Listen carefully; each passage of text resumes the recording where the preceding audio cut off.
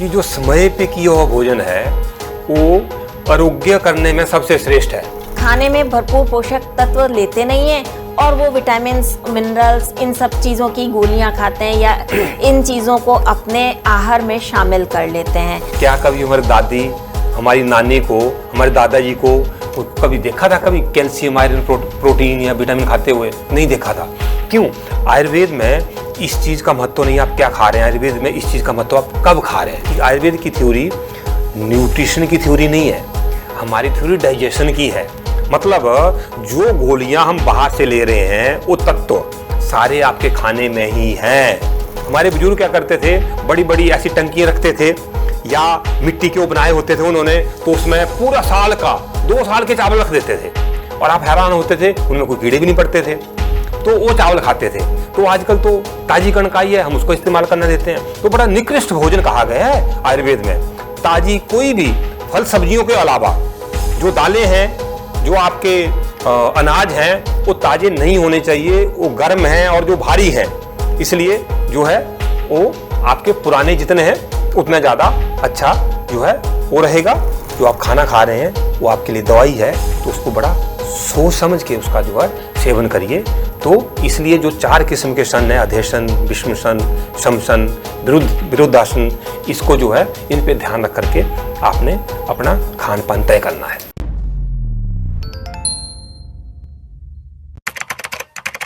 नमस्कार, D5 channel Hindi देख रहे दर्शकों का मैं वंदना स्वागत करती हूँ। आज एक बार फिर हमारे स्टूडियो में हैं डॉक्टर गगनदीप शर्मा जी। डॉक्टर गगनदीप, आपका बहुत बहुत स्वागत है हमारे इस प्रोग्राम में। धन्यवाद। डॉक्टर गगनदीप, पानी पर तो हमने पिछली बार चर्चा की थी और लोगों का रिस्पांस भी बहुत अच्छा रहा। इस बार हम बात करेंगे खाने की। तो क्या खाने का भी कोई तरीका होता है? किन बर्तनों में खाना खाना फ़ायदेमंद होता है?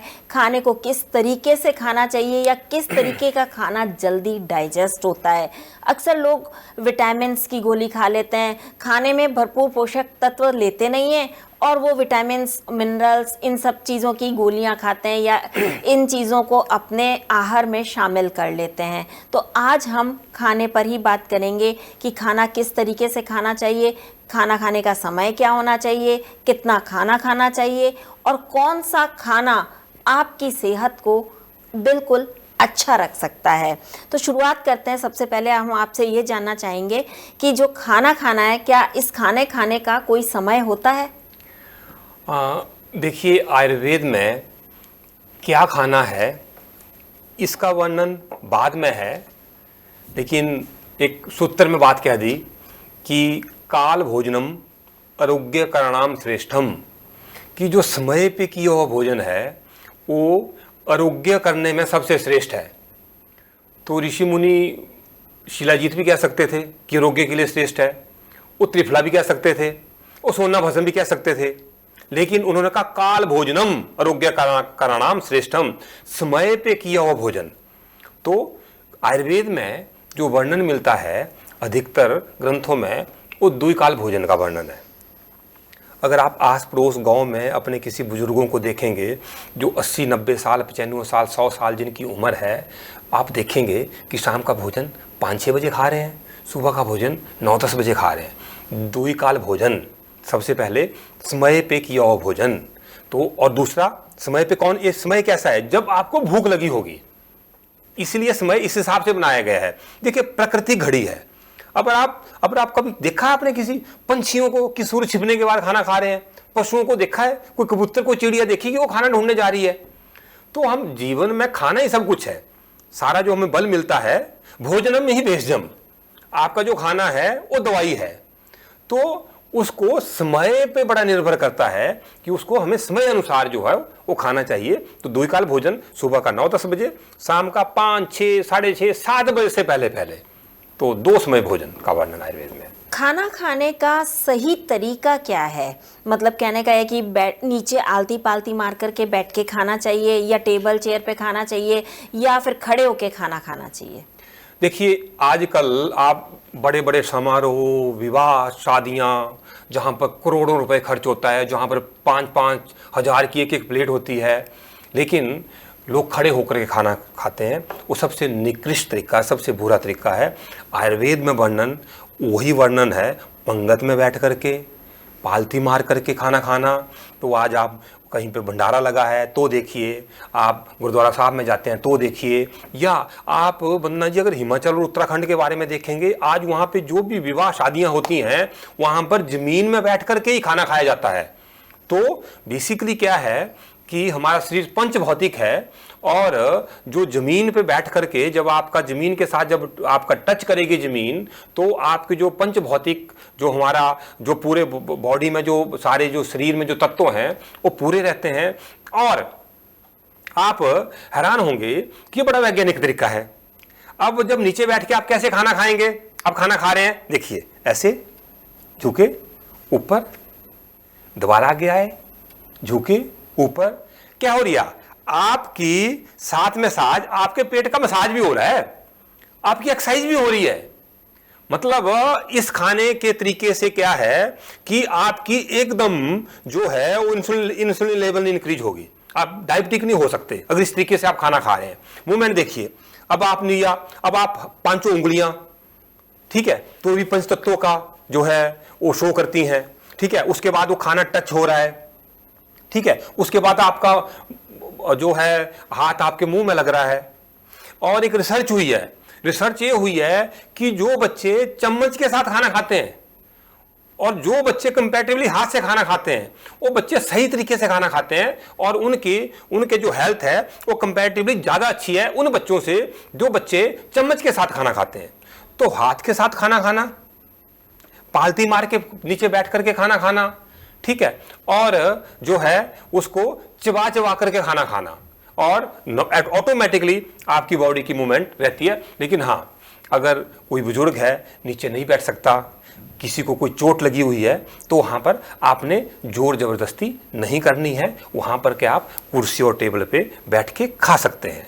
अगर आप महाराष्ट्र साइड जाओ तो वहाँ पे चौकड़ी मार के ही बैठते हैं, नीचे पालती मार के बैठते हैं, लेकिन आगे उन्होंने छोटी सी चौकी रखी होती है, तो वहाँ से डायरेक्ट लेने के लिए। अगर आप हिमाचल उत्तराखंड जाएंगे तो वहाँ तो बिल्कुल नीचे बैठते हैं। तो सबसे बेस्ट तरीका वही है जो हमारे लंगरों में होता है। गुरुद्वारा साहब में जब हम लंगर छकते हैं, मंदिरों में जब हम लंगर छकते हैं, या हिमाचल उत्तराखंड में जब विवाह समारोह में जाते हैं, तो सबसे श्रेष्ठ तरीका वही खाने का है। वैसे मैंने एक बात और देखी कि जैसे हिमाचल में आप जाते हैं खाना खाते हैं तो वो खाना आपको पत्तल में देते हैं, तो उसके पीछे क्या साइंटिफिक रीज़न है? क्योंकि हमारे यहाँ तो हम देखते हैं कि प्लेट्स चम्मच वगैरह होती हैं जिसमें खाना दिया जाता है, वहाँ पे चाहे कितनी बड़ी से बड़ी शादी हो, सबको नीचे बिठा के पत्तलों में खाना परोसा जाता है। देखिए वंदना जी, क्या है कि आज पूरा विश्व त्रस्त है किससे? प्रदूषण से। और सबसे ज़्यादा प्रदूषण किस चीज़ का है? डिस्पोजेबल का। कितने विवाह समारोह में कितनी सारी चीज़ें जो है, हम वो गिलास और जो बॉटल्स और सारी प्लेट्स जो वो होती हैं, और वो कई सालों तक पॉलीथीन कई सालों तक वो पड़ा रहता है, और वो जो है कितना ज़्यादा प्रदूषण कर रहा है। तो हिमाचल में या उत्तराखंड में जिस पेड़ का टौर के पत्ते हम उसको जो है कहते हैं, उस पेड़ को उर्लू भी कहते हैं, टौर के पत्ते, तो उनका बड़ा वर्णन है वेदों और पुराणों में। तो वो क्या है कि उस पत्ते की बड़ी खासियत है कि एक तो जब बनता है तो डिस्पोजेबल रहता है, ठीक है, और उस 2-3-4 पत्तों को मिला करके, अभी पीछे हिमाचल गया था तो मैंने एक वीडियो भी शूट किया उस पर सारा कि उसके क्या क्या बेनिफिट हैं। तो कोई भी धार्मिक कार्य जब होगा तो उसी के जो डुन्ने बनते हैं उनमें होगा। विवाह शादियों में उसी पत्तल में जो है वो खाना परोसा जाएगा, और बड़े वेदों पुराणों के समय से उसका जो है वर्णन जो है वो रहता है। और उन पत्तों के काफ़ी, उनमें जब खाना जब कहते हैं परोसा जाता है तो बड़ा स्वादिष्ट भी लगता है।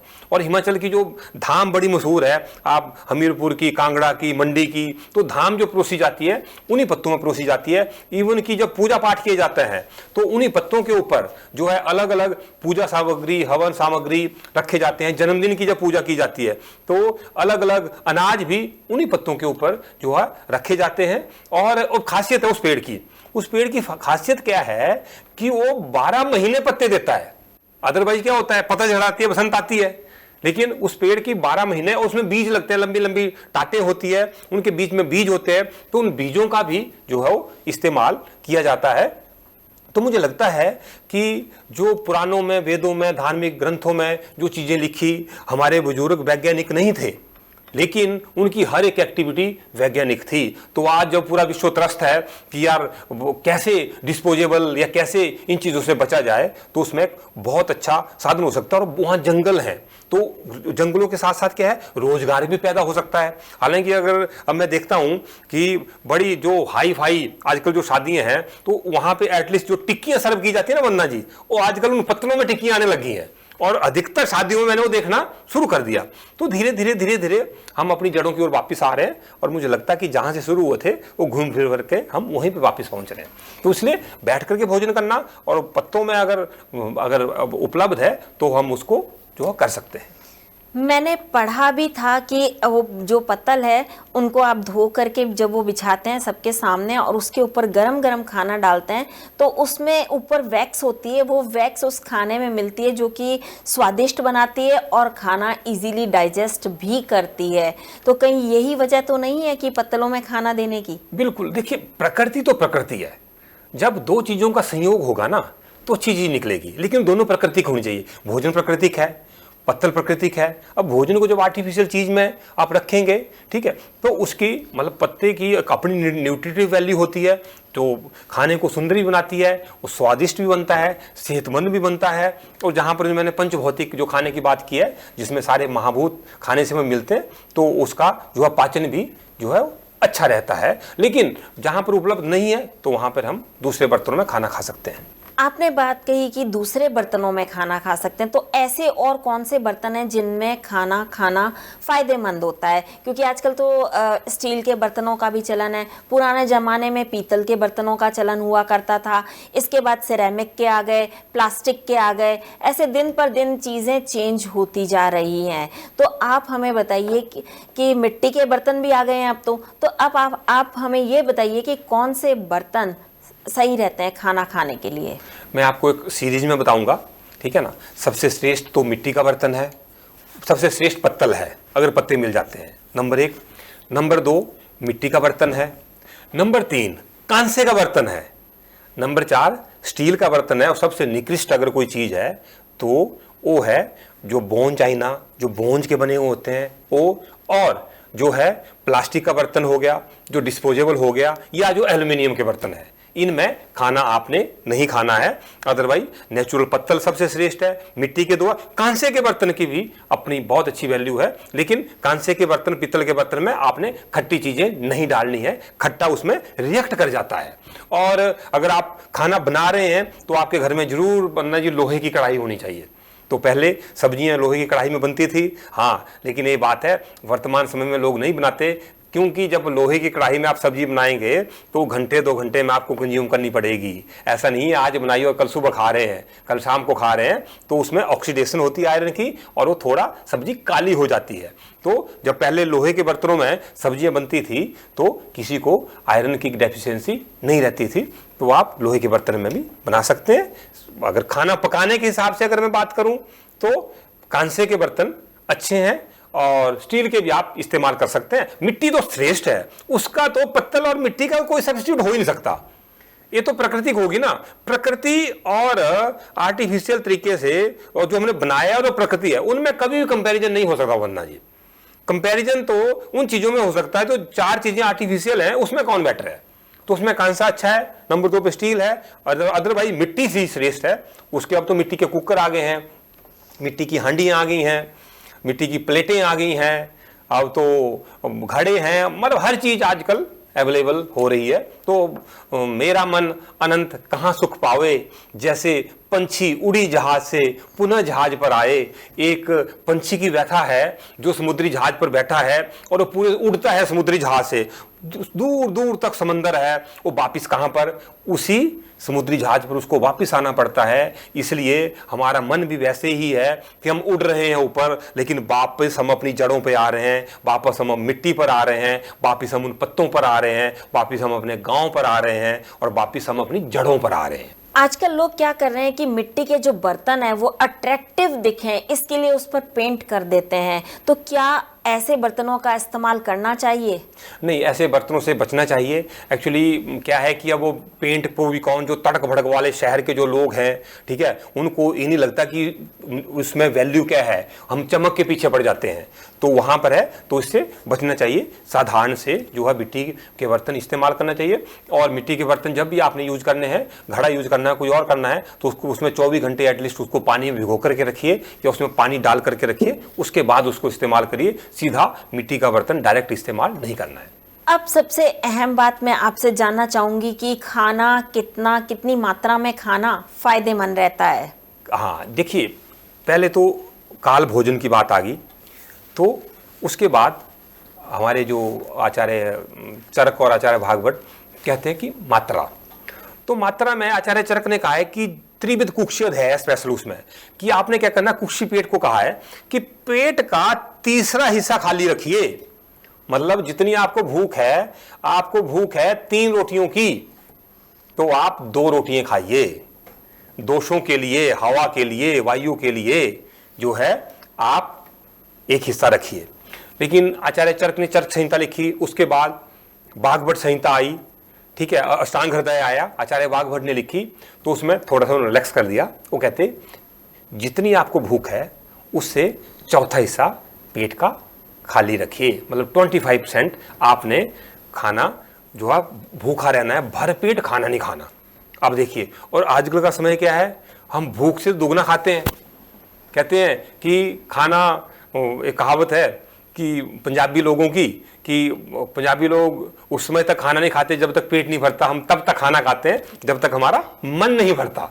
तो खाना मात्रा में, हितासन मितासन। हितासन मतलब जो हमारे लिए हितकर है, जो खाना ऋतुओं के हिसाब से है, बेमौसमी चीज कोई नहीं खानी है, मौसम के अनुसार जो चीजें हैं। और मितासन मात्रा पूर्वक, मात्रा जो है वो बता दी गई है, और उसमें भी सॉलिड, लिक्विड और जो है हवा के लिए रास्ता आपने छोड़ना है। 50% आपका सॉलिड लीजिए, 25% आप पानी का वाटरी लीजिए, और 25% एयर के लिए रख लीजिए। वात पित्त कफ, इस तरीके से दोषों के अनुसार जो है उसका वर्णन किया गया है। और वो आपका खाना पंचभौतिक होना चाहिए, आपका खाना षड्रस युक्त होना चाहिए। मतलब अगर हम एक रस मिठाई ज्यादा खाएंगे तो डायबिटीज हो जाएगी, नमक ज्यादा खाएंगे तो स्वेलिंग या शुगर हो जाएगा, जलन हो जाएगी, खट्टा खाएंगे तो दिक्कत आएगी। तो इसलिए मधुर, अम्ल, लवण, कटु, तिक्त, कषाय। अब मधुर का तो पता है मीठा, अम्ल का भी पता है खट्टा, लवण का भी पता है नमकीन। तो नॉर्मल हम सोचते हैं कि भोजन के ना 3 ही स्वाद होते हैं। आयुर्वेद में षड्रसी कहा गया है, 6 रसों से युक्त। तो उसमें कटु कहा गया है, कटु मतलब तीखा, जैसे काली मिर्च होती है, जैसे लाल मिर्च होती है, जैसे सौंठ है, जैसे पिपली है, उसको भी हम डालते हैं। देखिए गरम मसाले में पड़ती है ना चीजें। कटु। तिक्त, तिक्त का मतलब आ गया कड़वा, और कषाय का मतलब आ गया कसैला। तो जैसे कत्था है तो कसैला रहता है। तो भोजन 6 रसों से युक्त होना चाहिए। तो नॉर्मल क्या, मधुर, अम्ल, लवण। मधुर मीठा, अम्ल खट्टा, लवण नमकीन। तो हमें 3 स्वादों का ही पता है, लेकिन आयुर्वेद में षड्रस का वर्णन है, मधुर, अम्ल, लवण, कटु, तिक्त, कषाय। जो कटु शब्द है ना, वो लोक व्यवहार में हम सोचते हैं कि कटु का मतलब है कड़वा। कटु का मतलब आयुर्वेद के अनुसार कड़वा नहीं है, कटु का मतलब तीखा। जैसे त्रिकटु, त्रिकटु मतलब 3 चीजें, कौन कौन सी, सौंठ, काली मिर्च, पिपली मगा, तो ये तीखी रहती हैं। तो और तिक्त का मतलब है कड़वा, जैसे करेला है, जैसे गिलोय है, ये तिक्त रसी है। और कषाय, कषाय का मतलब है कसैला, जैसे कैंथ है, जैसे हर्ड है, तो ये कषाय रस प्रधान है। तो इस तरीके से आपके खाने में खाना 6 रसों से युक्त होना चाहिए, षड्रसी होना चाहिए। नियम नंबर जो है 1 है, और दूसरा वो मात्रा में होना चाहिए। खाने में ऐसी कौन कौन सी चीजें खानी चाहिए कि जिससे आपको विटामिन, आयरन, कैल्शियम, इन सब चीजों की गोलियां नहीं लेनी पड़े? बिल्कुल, आयुर्वेद की थ्योरी जो है बहुत प्राचीनतम थ्योरी है, हजारों सालों से इस्तेमाल की जा रही थ्योरी है। आप बताइए, क्या कभी हमारी दादी, हमारी नानी को, हमारे दादाजी को कभी देखा था कभी कैल्शियम, आयरन, प्रोटीन या विटामिन खाते हुए? नहीं देखा था। क्यों? आयुर्वेद में इस चीज़ का महत्व नहीं आप क्या खा रहे हैं, आयुर्वेद में इस चीज़ का महत्व आप कब खा रहे हैं, नियम नंबर 1। दूसरा, आयुर्वेद की थ्योरी न्यूट्रिशन की थ्योरी नहीं है, हमारी थ्योरी डाइजेशन की है। मतलब जो गोलियां हम बाहर से ले रहे हैं वो तत्व सारे आपके खाने में ही हैं। तो अब वो कैसे, उसका क्या है, एक तो समय पे खाना खाना, दूसरा ऋतु के अनुसार आपका खाना होना चाहिए। मतलब जब जिस फल का मौसम है वही खाना है। अब आजकल आम जो है ना वो जनवरी फरवरी महीने से आ रहे हैं, अब तो 12 महीने आम आ रहे हैं, लेकिन आम फरवरी महीने से आना शुरू हो गए हैं। लेकिन वो बेमौसमी आम है, उन आमों को जबरदस्ती पकाया गया है। अगर आप अप्रैल या मई के फर्स्ट वीक में जो आम खाएंगे, जब आम खाएंगे तो अंदर से खट्टे होंगे। तो जो सही मौसम है आम की, जो ऋतु है वो है 15 मई के बाद जो है 30 जून या 15 जुलाई तक। जो मुंबई आम है, फिर शहरी ऐसे आम वो बदलते रहते हैं, तो ऋतु के अनुसार। तो इसका नियम क्या है? इसका नियम सीधा है, जो चीज सस्ती होगी वो चीज मौसमी है। आम जब 200 रुपए किलो 150 रुपए किलो है तब नहीं लेने हैं, जब 50 रुपए किलो है, जब 60 रुपए किलो तब खाने हैं। 200 रुपए किलो वाला सेब नहीं खाना है, सेब जब 100 का 1.5 किलो हो जाएगा, 50 रुपए किलो है तब लेना है। 120 रुपए किलो वाले मटर नहीं खाने हैं, मटर जब 20 रुपए आ जाएगा तब खाना है। 100 रुपए वाली गाजर नहीं खानी है, गाजर जब 20 या 30 रुपए हो जाएगी। मतलब जो मौसमी चीज होगी वो सबसे ज्यादा सस्ती होगी, उसमें बहुत ज्यादा प्रतिकूल, बहुत सारा छिड़काव नहीं किया होगा, बहुत सारे इंसेक्टिसाइड पेस्टिसाइड नहीं डाले होंगे, बहुत सारी दवाइयां नहीं डाली होंगी। मौसमी आपका खाना, ठीक है। और पुराना अन्न, जितना खाना पुराना हो उसको लघु कहा गया है। नया अन्न गुरु और उष्ण है, पुराना खाना लघु और शीत है। मतलब जो नया अन्न है ना वो भारी है और तकसीर में गर्म है। तो पहले अगर आप देखेंगे हमारे बुजुर्ग क्या करते थे, बड़ी बड़ी ऐसी टंकियां रखते थे या मिट्टी के वो बनाए होते थे उन्होंने, तो उसमें पूरा साल का 2 साल के चावल रख देते थे और आप हैरान होते थे, उनमें कोई कीड़े भी नहीं पड़ते थे, तो वो चावल खाते थे। तो आजकल तो ताजी कणकाई है, हम उसको इस्तेमाल करने देते हैं। तो बड़ा निकृष्ट भोजन कहा गया है आयुर्वेद में। ताजी कोई भी फल सब्जियों के अलावा जो दालें हैं, जो आपके अनाज हैं, वो ताजे नहीं होने चाहिए, वो गर्म हैं और जो भारी हैं। इसलिए जो है वो आपके पुराने जितने हैं उतना ज़्यादा अच्छा जो है वो रहेगा। और मात्रा में और समय के अनुसार और ऋतु के अनुसार और आपकी अग्नि कितनी है, इस चीज पे बहुत निर्भर करता है। घड़ी को देख के खाना नहीं खाना है। 90% लोगों में क्या है, खाना बन गया जी, ब्रेकफास्ट तैयार है, सारे खाने लोग, मैंने भी, क्या मुझे भूख लगी है, क्या पिछला खाना हजम हो गया है, क्या सच्ची जो खाने की इच्छा हो रही है। नॉर्मल क्या है, खाना तो 2 टाइम खाना चाहिए, लेकिन 1 टाइम खाना हम जबरदस्ती खाते हैं, हमें भूख नहीं होती है। वो खाना घड़ी को देखकर जो है खाया जाता है। तो मेरा निवेदन है, मेरे जो मुझे दर्शक देख रहे हैं, जो श्रोतागण मुझे सुन रहे हैं, कोशिश करिए, अगर आपका परिवार बीमार है, आप चाहते हैं आपका बीपी, शुगर, थायराइड, कोलेस्ट्रॉल ना हो, तो 2 टाइम खाने पे शिफ्ट हो जाइए और रात का खाना सूर्य छिपने से पहले खाइए। और रात का खाना, कई बार प्रश्न पूछते हैं कि रात का खाना जी सूर्य छिपने से पहले खाओगे, फिर तो जी रात को भूख लगती है। और फिर रात का खाना सूर्य छिपने से पहले खाने का मतलब है 9:30-10 बजे सो जाना है। उसका मतलब 12-1 बजे तक जागते रहोगे, फिर ब्रह्म मुहूर्त में उठना है, फिर आपका सुबह 8:30-9-10 बजे आपने सुबह का नाश्ता, आपका नाश्ता जो है हैवी होना चाहिए, राजाओं की तरह होना चाहिए। और रात का डिनर आपका भिखारियों की तरह होना चाहिए। सुबह आप 3-4 बजे आप सलाद लीजिए, 1-2 बजे आप फ्रूट ले लीजिए। तो बहुत सारे कई बार प्रश्न पूछते हैं कि हमारे पास तो समय नहीं होता है। अरे भाई, जीवन में आए किस लिए हैं? खाने के लिए आए हैं, सारी ऊर्जा उससे मिलेगी, सारी एनर्जी उससे मिलेगी। वो भोजन ही एक दवाई है। अगर उसके लिए हमारे पास समय नहीं है तो जीवन में हम क्या कर पाएंगे? तो समय जरूर निकालिए खाने के लिए और स्वस्थ रहिए। डॉक्टर गगनदीप, लोगों को ये नहीं पता होता है कि रॉन्ग फूड कॉम्बिनेशन क्या है। वो किसी के भी साथ कुछ भी खा लेते हैं और फिर बीमार पड़ जाते हैं और बहुत सारी बीमारियों को जन्म दे देते हैं। तो आप दर्शकों को ये जरूर बताएं कि रॉन्ग फूड कॉम्बिनेशन क्या है। तो देखिए, आयुर्वेद की जो थ्योरी है वो अग्नि की है और रॉन्ग फूड को कहते हैं विरुद्ध आहार। तो विरुद्ध आहार जो है वो बहुत सारी बीमारियों को पैदा करता है, इवन की मेंटली डिसऑर्डर्स, डाइजेस्टिव सिस्टम से प्रॉब्लम, प्रमेह, त्वचा विकारों का तो कारण ही जो है विरुद्ध आहार बताया गया है। तो कुछ इनकम्पैटिबल फूड होते हैं, ठीक है, जिनका हमने सेवन नहीं करना है। जैसे नमक और दूध, इसका सेवन इकट्ठे नहीं करना है। और आजकल जितनी ग्रेवीज बनती है, जितने अलग अलग बनती है, चाट बनती है, सैंडविच है, तो दूध का मतलब दूध नहीं है, दूध का मतलब क्रीम भी है जो क्रीम बीच में पड़ रही है।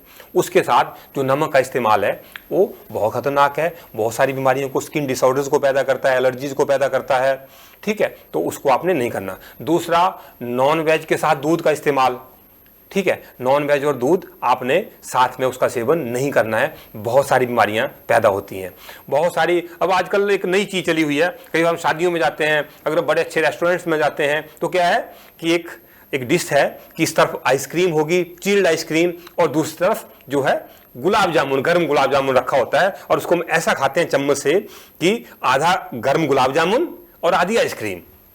तो अति शीत और अति उष्ण का जो कम्बिनेशन है ये बहुत ही घातक है, ये बहुत सारी बीमारियों को पैदा करता है। इतनी सारी बीमारियां जो लाइफस्टाइल डिसऑर्डर्स हो रहे हैं वो इस कारण हो रहे हैं। दूसरा, एकदम घर गए, 40 डिग्री टेम्परेचर, फ्रिज की बोतल निकाली, कटाकट करके पी लिए। तीसरा, जो आयुर्वेद में इनकम्पैटिबल फूड जो हम शेक लेते हैं, फल और दूध का मिश्रण अच्छा नहीं बताया गया है। तो जो mango shake, banana shake, Ayurveda कहता है कि दूध का अलग सेवन करिए, फलों का अलग सेवन करिए, तो उनका भी इकट्ठा सेवन आपने नहीं करना है। बाकी जितने भी फास्ट फूड हैं वो सही नहीं है। और जो चीज़ें वासी हैं, बासी चीज़ नहीं खानी है, तो हम समझते हैं कि बासी आजकल कौन खाता है। बासी का मतलब सोचते हैं जिसमें सड़ा हुआ है। अरे भाई, बासी का मतलब वो नहीं है। बासी का मतलब वो है सुबह का गूंदा हुआ आटा, रात को रोटी बनाई जा रही है, बासी है। उसी आटे को परसों उसका खाना बना जा रहा है, बासी है। आप अनार का जूस निकालते हैं, 2 घंटे बाद वो खराब हो जाता है। आप अनार के जूस की बाहर से बोतल लेके आते हैं, 6 महीने की एक्सपायरी है। सोचिए कितने हैवी केमिकल पड़े हैं उसमें, वो बासी है। सारा पैक्ड फूड उसको बासी भोजन है। सारा जो है फास्ट फूड वो बासी भोजन है, जो चिल्ड किया हुआ है, जो जबरदस्ती उसको ठंडा करके रखा हुआ है, वो सारा बासी भोजन है। तो आयुर्वेद में क्या कहा गया है? अभोजनात्, अति भोजनात्, असतम्य, अति शीत, रुक्ष, संदुष्ट भोजनात्, जो है इनसे क्या होता है? दुष्यति अग्नि, हमारी जठराग्नि दूषित हो जाती है। न तत्पस्ति लघुओपि, जिस करके थोड़ा खाया हुआ हजम नहीं होता है। तम विष रूपताम, और भोजन विष बन जाता है। अब सोचिए कि भोजन ही विष बन गया जब वो डाइजेस्ट नहीं हो गया। और तम विष रूपताम, तो क्या करते हो? विष जहां जहां शरीर में जाता है और बहुत सारी बीमारियां पैदा करता है। और आचार्य चरक ने गृहिणी रोग अध्याय में जो है अध्यशन, शमशन, विषमशन, अनशन, ऐसे 4 खाने के जो बताए गए हैं जिनसे बीमारियां पैदा होती हैं। तो खाना नहीं खाना, ये भी बीमारी का कारण है। पहला खाना अभी हजम नहीं हुआ, अगला खाना हमने खा लिया, ये भी बीमारी का वो है। और एक दूसरे के इनकम्पैटिबल फूड ले लिए हमने, वो भी ले लिया। पुराना खाना भी हजम नहीं हुआ, अगला खाना हमने खा लिया। बार बार खाना खा रहे हैं। सुबह ब्रेकफास्ट कर लिया, 11-12 बजे कुछ चाय पी ली, स्नैक्स खा लिए, दोपहर को 2 बजे लंच कर लिया, शाम को कुछ फास्ट फूड ले लिया, रात को डिनर कर लिया, रात को दूध भी पी लिया। तो don't make your gut a dustbin, इसको कूड़ादान ना बनाइए। जो चीज़ आपको लगा उसमें फेंक दो। आपकी जो आप खाना खा रहे हैं वो आपके लिए दवाई है, तो उसको बड़ा सोच समझ के उसका जो है सेवन करिए। तो इसलिए जो 4 किस्म के शन है, अध्यशन, विषमशन, शमशन, विरुद्धासन, इसको जो है इन पे ध्यान रख करके आपने अपना खान पान तय करना है। डॉक्टर गगनदीप, हमारे बहुत सारे दर्शक आपसे सीधा संपर्क करना चाहते हैं, तो आप उन्हें अपना फ़ोन नंबर ज़रूर बताएं। जरूर, जितनी हम समाज की सेवा में लगे हैं, लोगों को का जीवन परिवर्तन करने में लगे हैं, जीवन शैली बदले, खान पान रहन सहन बदले, तो आपको जब भी आवश्यकता पड़ती है मेरा नंबर नोट कर लें। डॉक्टर गगनदीप शर्मा, MD आयुर्वेदा, मैं एक प्रोफेसर हूं, और मेरा फ़ोन नंबर है 9465343479। डॉक्टर गगनदीप, आप यहाँ आए, आपका बहुत बहुत धन्यवाद। धन्यवाद। अगले एपिसोड में आपसे फिर मुलाकात होगी, तब तक के लिए नमस्कार।